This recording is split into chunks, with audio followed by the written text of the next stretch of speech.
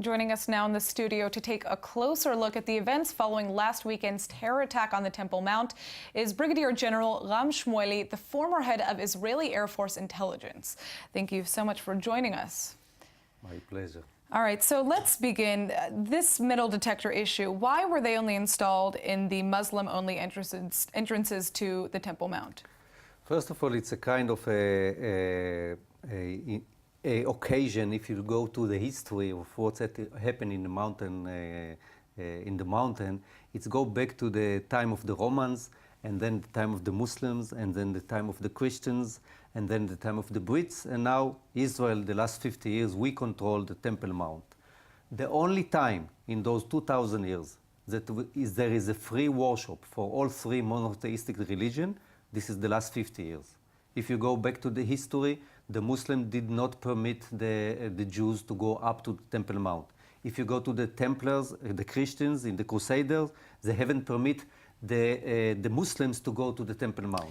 Well, you know, there are metal detectors that are leading to the Western Wall and here in Israel, but obviously these metal detectors outside of the Temple Mount are causing a huge uproar. Why is that the case? It's always the case of they want to underestimate the sovereignty of Israel on Temple Mount. This is the only case because the facts are differently.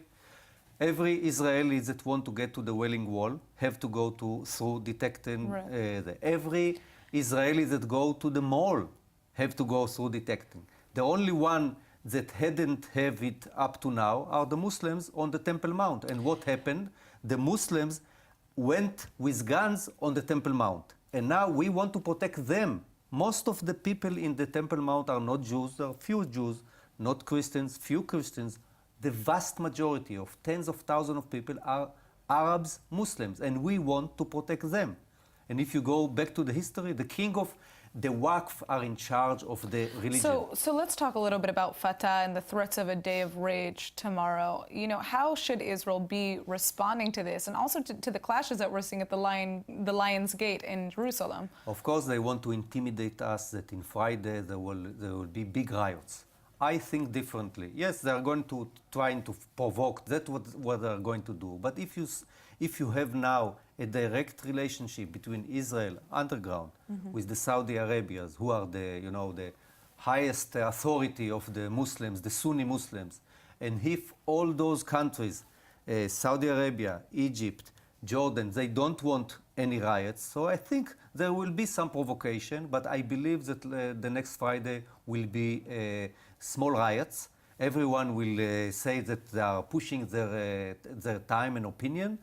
But basically, are we going to see an impact, on the future of peace negotiations as a result of this? How will it affect the future of peace negotiations? Yes, but we have to understand that the Temple Mount is a place that is very holy to all Muslims, not only the Israeli Palestinians. Actually, the Palestinians do not control the Temple Mount.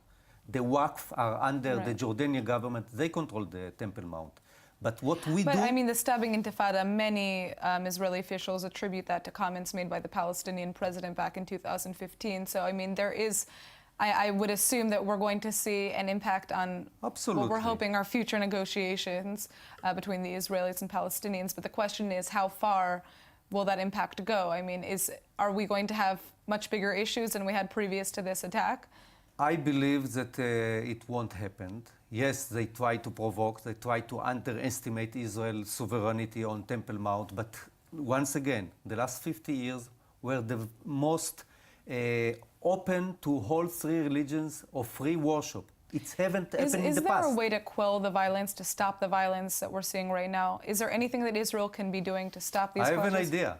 It's kind of a different idea, but I have an idea that we have to find alternative to the Waqf.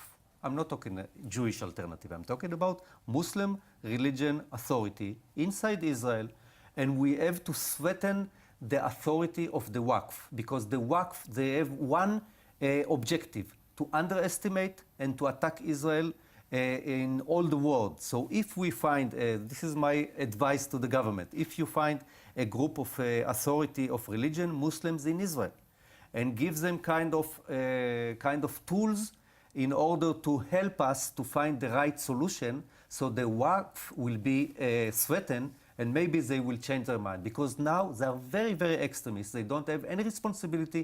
The only things that they want to say the story that is different from the truth, because the Israelis are the only one who permit free worship for three monotheistic religions. This is a fact. All right. Well, thank you so much for joining us, and I guess we're going to have to put you in contact with the leaders of this country to push forward that idea. I will do it. All right. Thank you.